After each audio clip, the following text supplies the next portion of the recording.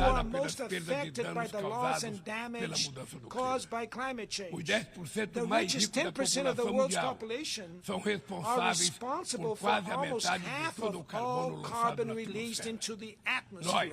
We, developing countries, do not want to repeat this model.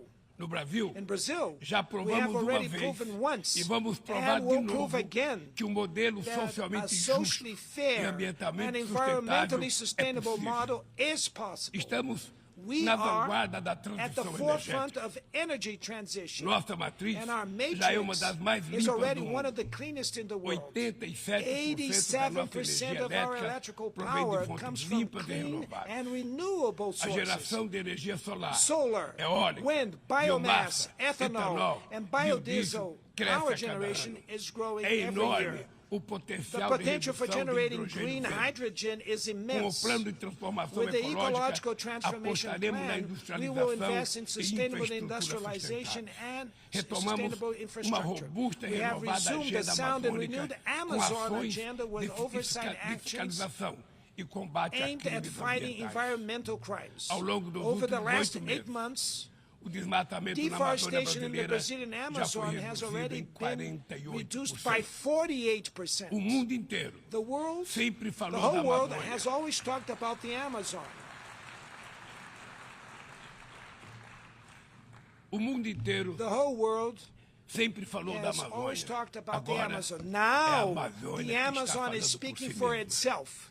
A month ago, we hosted the Belém Summit meeting at the heart of the Amazon and launched a new collaboration agenda between countries that are part of that biome. There are 50 million South Americans living in the Amazon, whose future depends on the decisive and coordination action of the countries that hold sovereignty over the region's territories. We have also further dialogue with other countries that have tropical forests in Africa and Asia. We want to arrive at COP28 in Dubai with a joint vision that reflects, without any coaching, the priorities for preserving the Amazon, the Congo and Borneo Mekong basins based on our needs. Without mobilizing financial and technological resources, there's no way to implement what we decided in the Paris Agreement and the Global Biodiversity Framework. The promise to allocate $100 billion annually to developing countries remains just that, a long promise. Today, this amount would be insufficient for a demand that already reaches trillions of dollars. Mr. President, the principle on which multilateralism is based, that of sovereign equality between nations, have been eroding. At the main global governance levels, negotiations in which all countries have a voice and vote have lost momentum. When institutions reproduce inequalities, they are part of the problem, not the solution. Last year, the IMF made available $160 billion in special drawing rights to European countries and just $34 billion to African countries. The unequal and distorted representation in the management of the IMF and the World Bank is unacceptable. We have not corrected the excesses of market deregulation and the support of the ideology of the minimum state. The foundations of a new economic governance have not been laid. The BRICS, was the result of this paralysis and constitute a strategic platform to promote cooperation between emerging countries. The recent expansion of the group at the Johannesburg Summit meeting strengthens the fight for an order which accommodates the economic, geographic, and political plurality of the 21st century. We are a force that works towards fairer global trade in the context of a serious crisis in multilateralism. Rich countries' protectionism has gained strength, and the World Trade Organization remains paralyzed, especially its dispute settlement system. Nobody remembers the Doha development round anymore.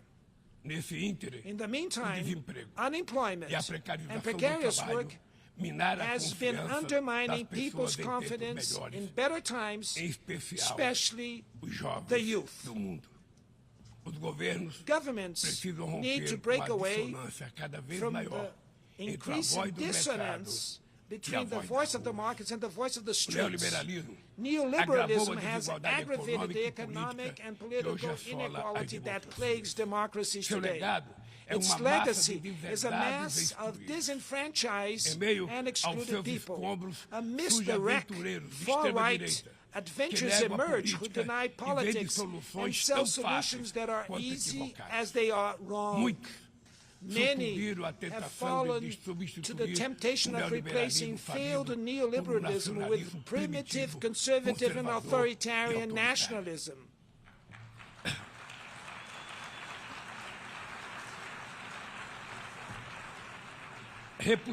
We repudiate an agenda that uses immigrants as scapegoats, undermines the welfare state, and attacks workers' rights. We need to reclaim the best humanist traditions which inspired the creation of the UN. No relevant economic or social active inclusion policies at cultural, education, and digital levels are fundamental for promoting democratic values and defending the rule of law. Preserving press freedom is essential.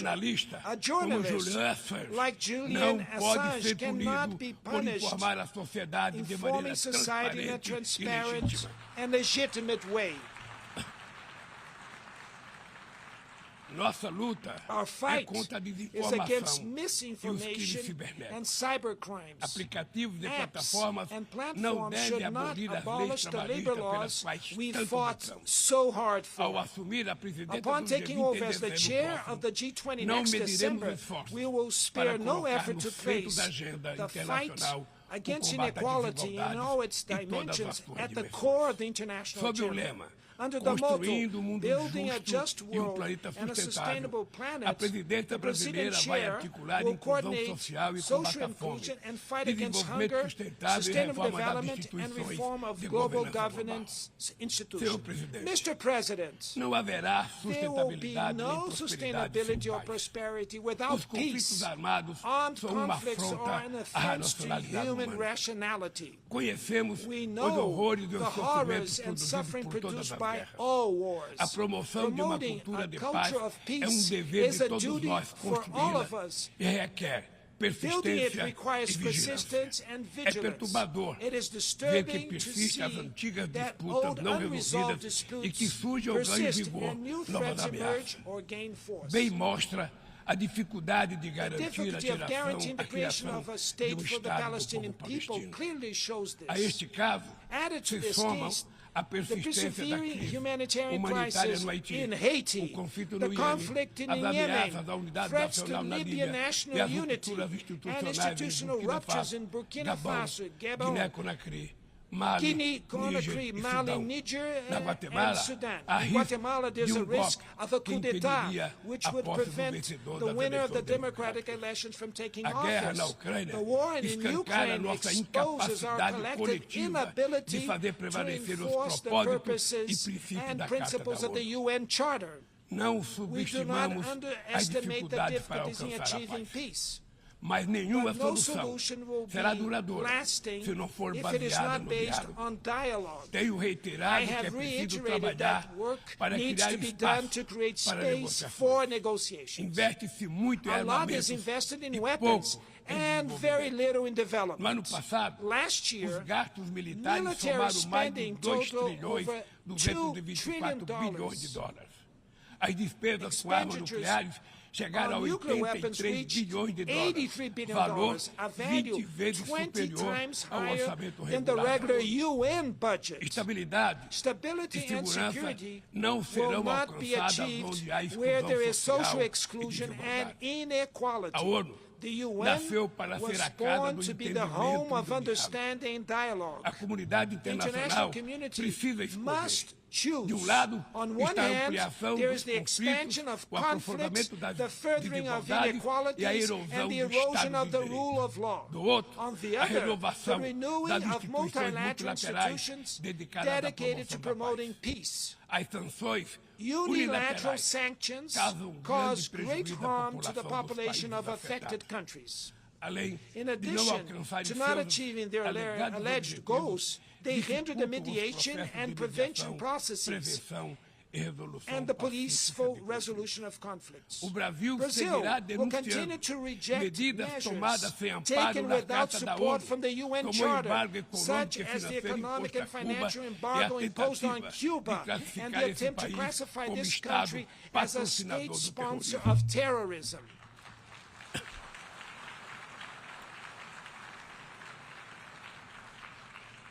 Continuaremos We shall críticos continue to a toda criticize tentativa de any dividir o attempts to mundo divide the em zonas world de influência into zones e of de influence reeditar and a Guerra Fria. reviving the Cold War. O Conselho de The UN Segurança da Security ONU Council vem has perdendo been progressively progressivamente a losing sua its credibilidade. credibility. Essa fragilidade This frailty decorre em is the particular specific da ação result de seus of membros actions permanentes from its que permanent travam members guerras não who wage autorizadas em busca de unauthorized wars expansão aimed at territorial territorial ou de mudança de expansion regime. or regime change. Esta Its paralisia paralysis é a prova is the mais most eloquente eloquent da proof of necessidade the e urgent urgência need de to reformá-lo, reform it, conferindo-lhe maior which will bring it representatividade greater e eficácia. representation and efficacy. Senhoras e Ladies and gentlemen, A desigualdade precisa inequalities inspirar needs to indignação. inspire Indignação outrage. com a fome, Outrage over a hunger, pobreza, poverty, a guerra, war, o desrespeito ao ser disrespect for humano. human beings. Somente movidos pela Moved força da by the indignação, power of outrage, we poderemos may agir act com willingly vontade e and determinação unwavering para vencer in a fighting desigualdade inequality e and transformar effectively transforming efetivamente the o mundo world ao around nosso redor. us. A ONU The UN precisa cumprir needs to seu fulfill papel de its role as a construtora de builder of a mundo mais world justo, with more solidário e solidarity, fraterno. fraternity, and Mas só o fará fairness. But se it seus will membros only do so tiverem a if its coragem de members have proclamar the sua courage to proclaim indignação their com a discontent desigualdade at e inequality trabalhar and work incansavelmente para tirelessly to superá-la. overcome it. Eu quero dizer And I will muito just to say obrigado thank a you todos very vocês. much to all of you.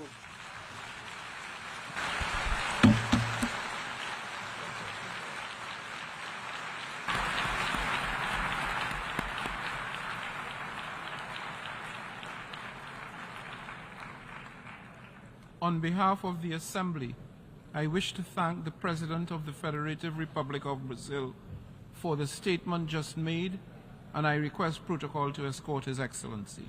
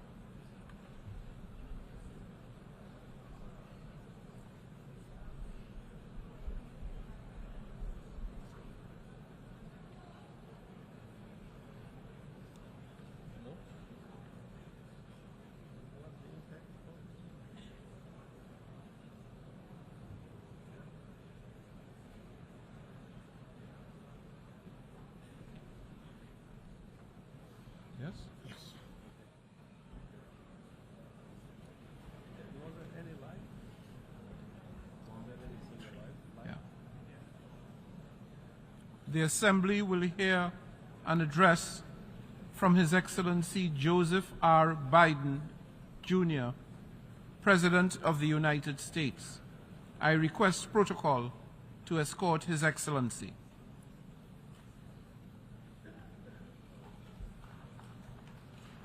On behalf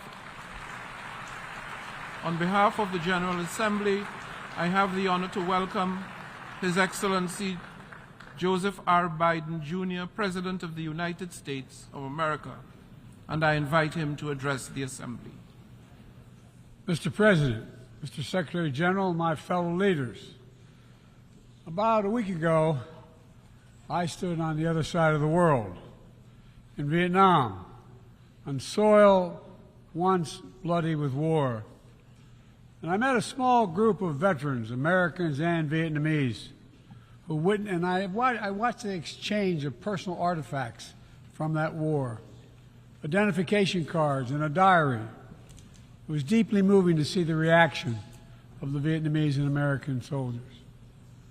Culmination of 50 years of hard work on both sides to address the painful legacies of war and to choose to work together toward peace and a better future.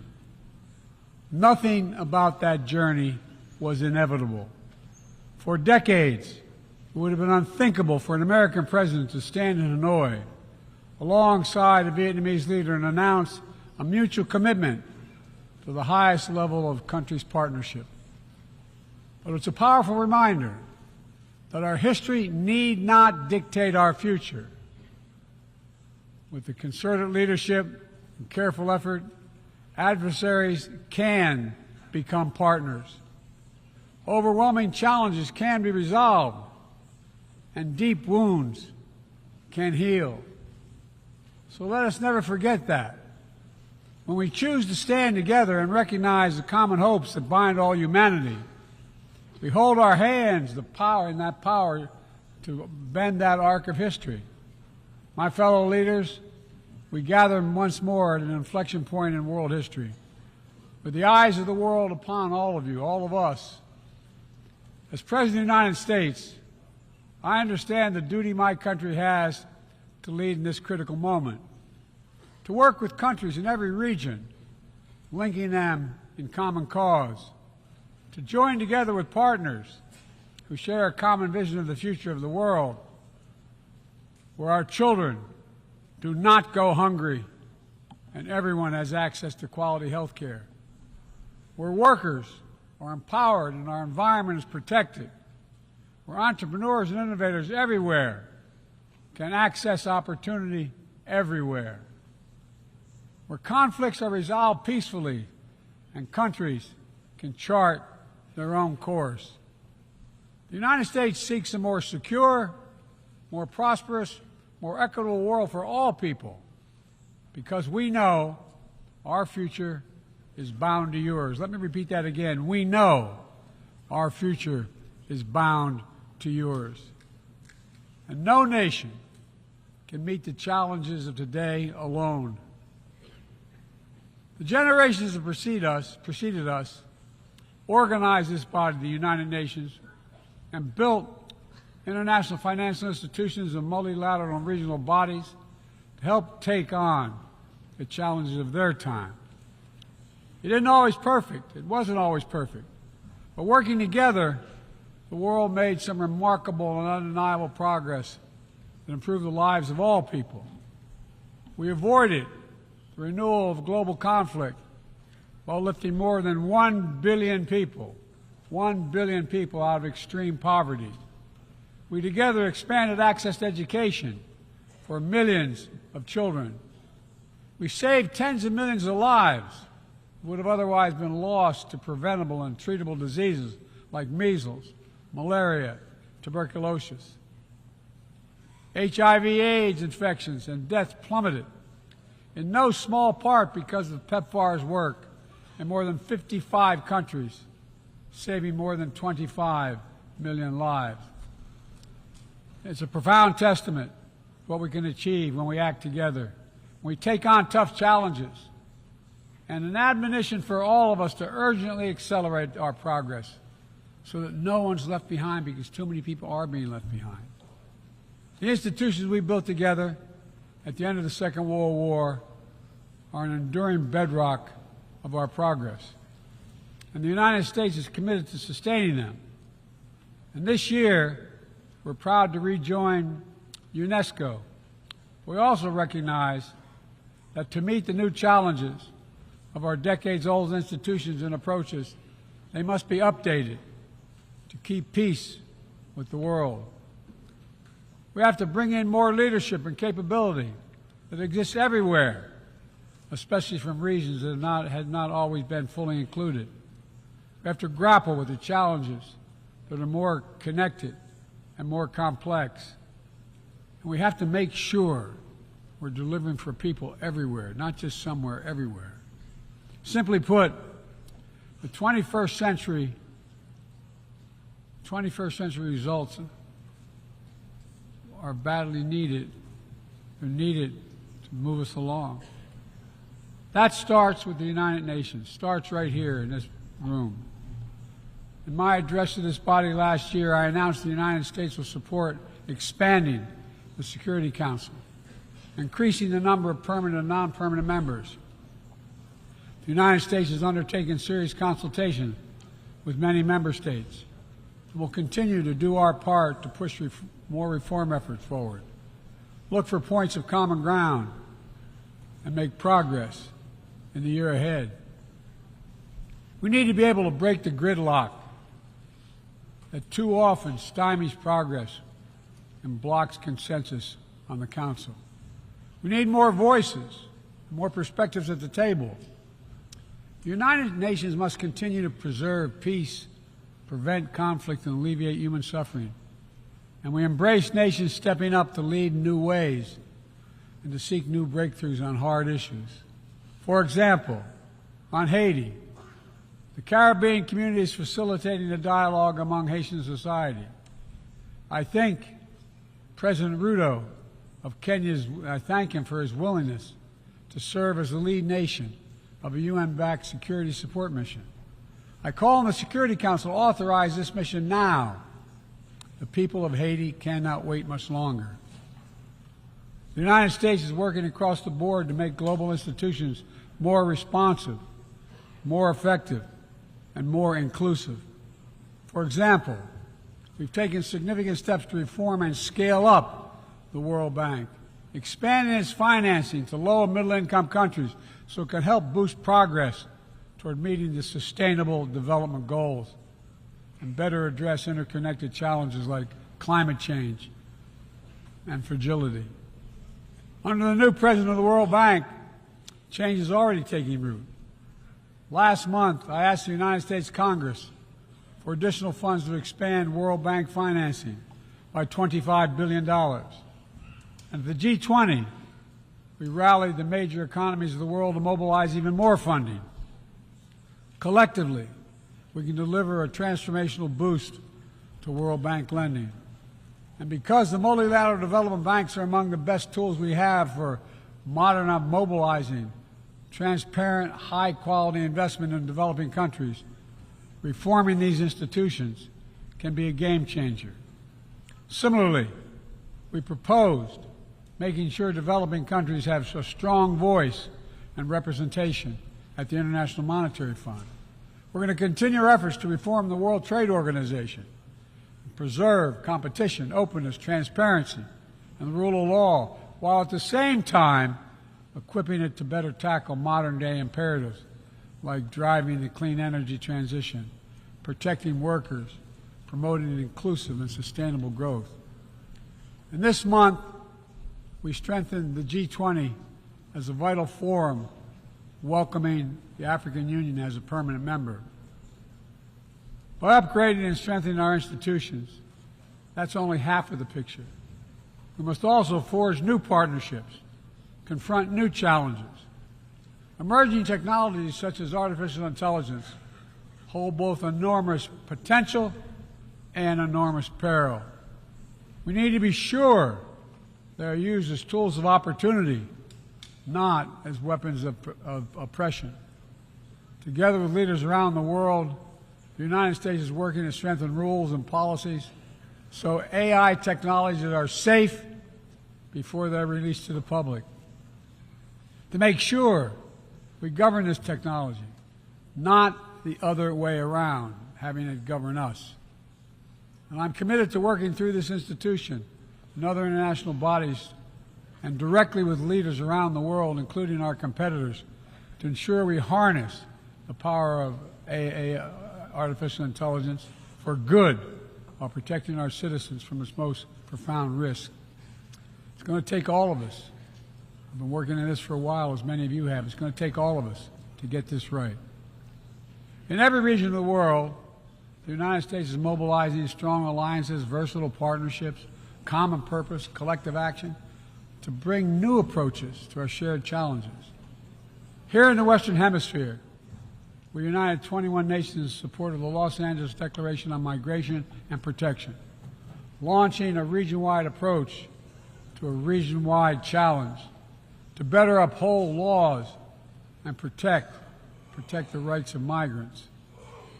In the Indo-Pacific, we've elevated our Quad partnership with India, Japan, and Australia to deliver concrete progress for the people of the region on everything from vaccines to maritime security. Just yesterday, after 2 consultations in diplomacy, the United States brought together dozens of nations across 4 continents to establish a new partnership for Atlantic cooperation so that the coastal Atlantic countries can better cooperate on science, technology, environmental protection, and sustainable economic development.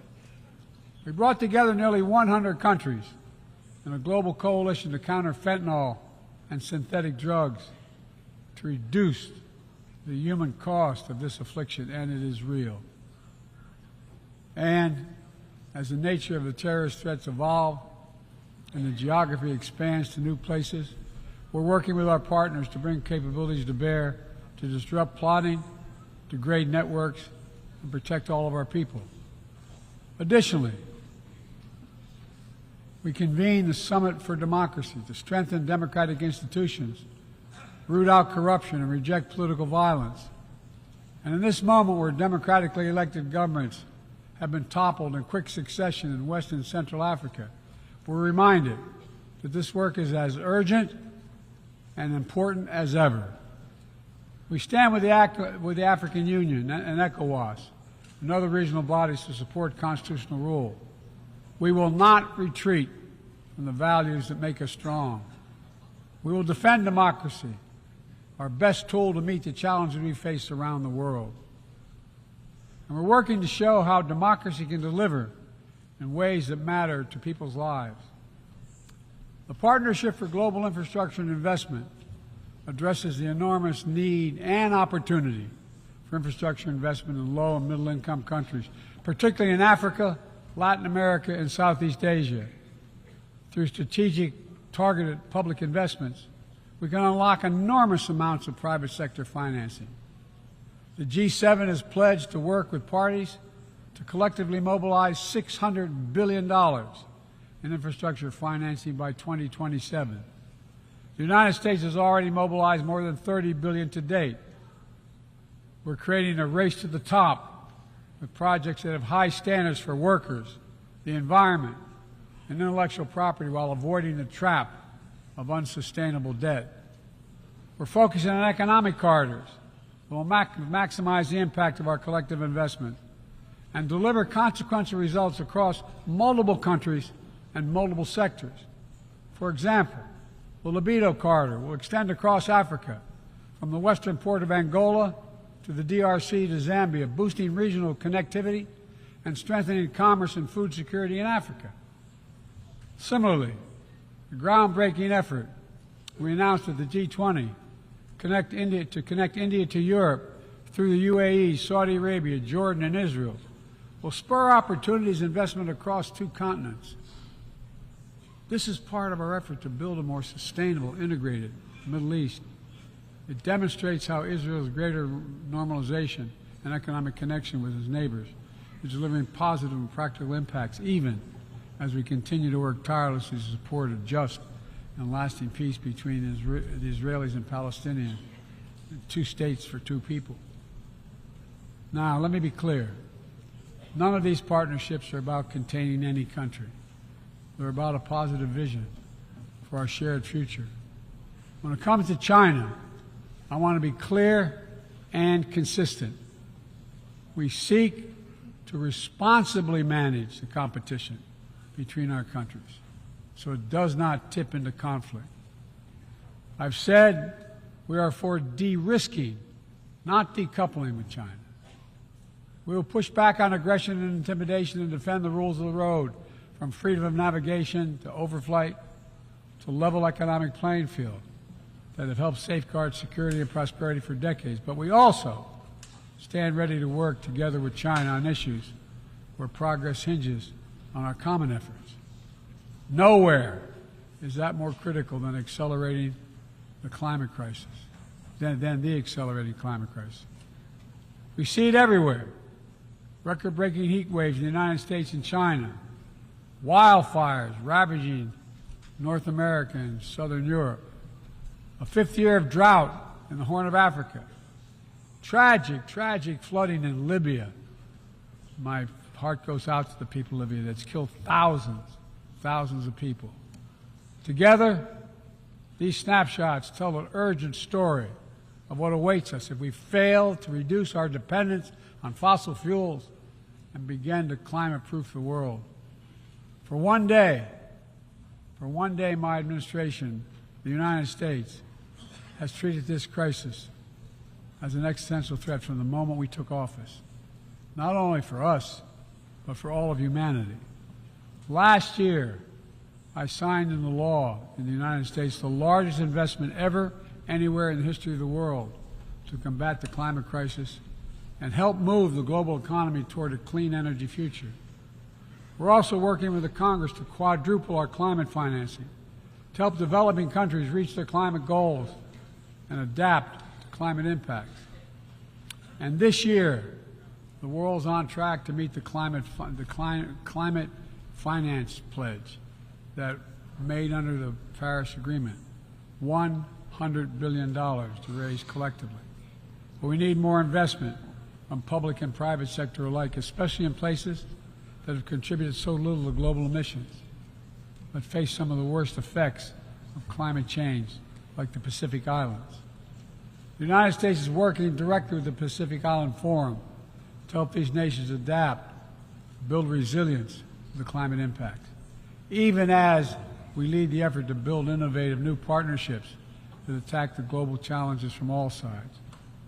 From the First Movers Coalition, which is mobilizing billions of private sector community and the private sector commitments, to creating a market demand for green products in carbon-intense sectors like concrete, shipping, aviation, and trucking, to the Agricultural Innovation Mission for Climate, which is bringing farmers into the climate solution and making our food supply more resilient to climate shocks, and the Global Methane Pledge, now endorsed by more than 150 countries, which expands our focus beyond our carbon emission targets to reduce the potential greenhouse gases in our atmosphere by 30% in this decade. It's all within our capacity. We need to bring the same commitment and urgency and ambition as we work together to meet the Sustainable Development Goals of 2030. These goals were adopted at the United Nations in 2015 as a roadmap for improving lives around the world. But the hard truth is, for decades of progress, the world has lost ground these past years in the wake of COVID-19, conflicts, and other crises. The United States is committing to doing its part to get us back on track. All told, in the first 2 years of my administration, the United States has invested more than $100 billion to drive development progress in bolstering food security, expanding access to education worldwide, strengthening healthcare systems, and fighting disease. And we've helped mobilize billions more in the private sector investments. But to accelerate our forward progress on the Sustainable Development Goals, we all have to do more. We need to build new partnerships that change the way we tackle this challenge to unlock trillions of additional financing for development, drawing on all sources. We need to fill the gaps and address the failures of our existing system exposed by the pandemic. We need to ensure that women and girls benefit fully from our progress. We must also do more to grapple with the debt that holds back so many low and middle-income countries. When nations are forced to service unsustainable debt payments over the needs of their own people, it makes it harder for them to invest in their own futures. And as we work together to recover from global shocks, the United States will also continue to be the largest single country donor of humanitarian assistance at this moment of unparalleled need in the world. Folks, cooperation, partnership, these are the keys to progress on the challenges that affect us all, and the baseline for responsible global leadership. We don't need to agree on everything to keep moving forward on issues like arms control, a cornerstone of international security. After more than 50 years of progress under the Non-Proliferation Treaty, Russia is shredding long-standing arms control agreements, including announcing the suspension of the New START and withdrawing from the Conventional Forces in Europe Treaty. I view it as irresponsible and makes the entire world less safe. The United States is going to continue to pursue good faith efforts to reduce the threat of weapons of mass destruction and lead by example, no matter what else is happening in the world. This year, we safely destroyed at least the last chemical munitions in the U.S. stockpile, fulfilling our commitment toward a world free of chemical weapons. And we condemn the DPRK's continued violation of UN Security Council resolutions, but we are committed to diplomacy that will bring about the denuclearization of the Korean Peninsula. We're working with our partners to address Iran's destabilizing activities that threaten regional and global security, and remain steadfast in our commitment that Iran must never acquire a nuclear weapon. Now, even as we evolve our institutions and drive creative new partnerships, let me be clear. Certain principles of our international system are sacrosanct. Sovereignty, territorial integrity, human rights. These are the core tenets of the UN Charter, the pillars for peaceful relations among nations, without which we cannot achieve any of our goals. That has not changed, and that must not change. Yet, for the second year in a row, this gathering, dedicated to peaceful resolution of conflicts, is darkened by the shadow of war. An illegal war of conquest brought without provocation by Russia against its neighbor Ukraine. Like every nation in the world, the United States wants this war to end. No nation wants this war to end more than Ukraine.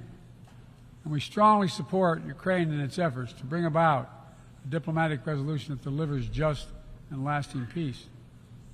But Russia alone bears responsibility for this war. Russia alone has the power to end this war immediately. And it's Russia alone that stands in the way of peace, because Russia's price for peace is Ukraine's capitulation, Ukraine's territory, and Ukraine's children.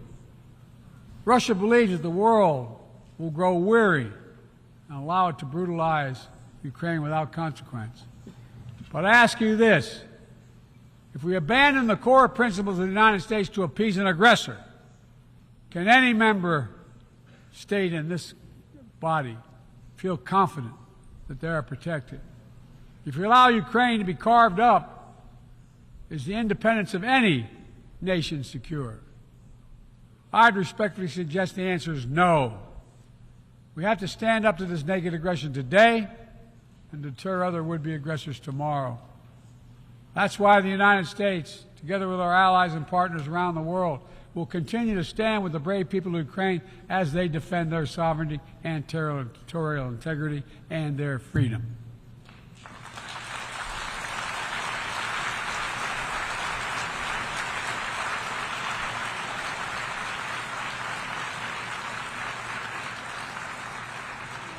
It's not only an investment in Ukraine's future, but in the future, every country that seeks a world governed by basic rules that apply equally to all nations and uphold the rights of every nation, no matter how big or small. Sovereignty, territorial integrity, they are the fixed foundations of this noble body. And universal human rights is its North Star. We cannot sacrifice either. 75 years ago, the Universal Declaration of Human Rights captured a remarkable act of collective hope. I say that again, collective hope. Drafted by a committee representing different regions, faiths, philosophies, and adopted by the entire General Assembly. The rights contained in the Declaration are elemental and enduring. And while we still struggle to uphold equal and inalienable rights of all, they remain ever steady and ever true. We cannot turn away from abuses, whether in Xinjiang, Tehran, Darfur, or anywhere else.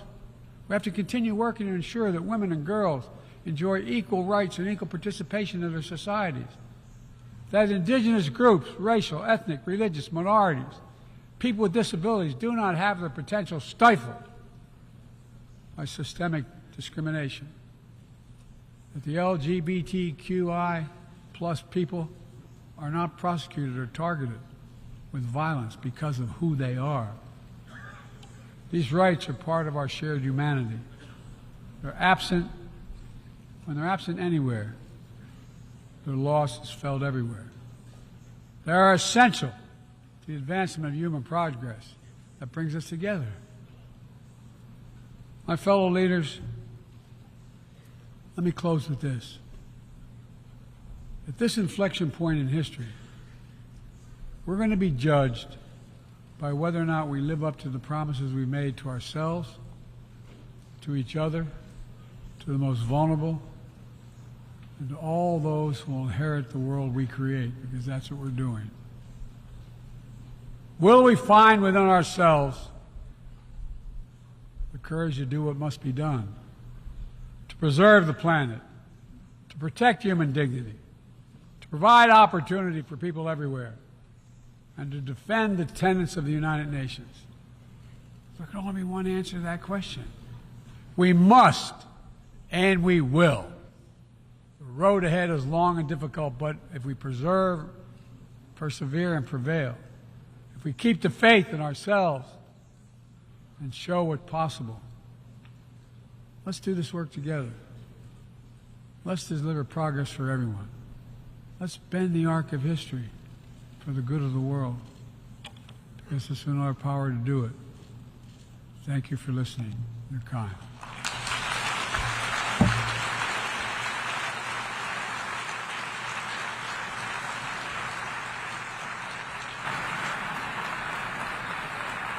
On behalf of the Assembly, I wish to thank the President of the United States of America for the statement just made, and I request protocol to escort His Excellency.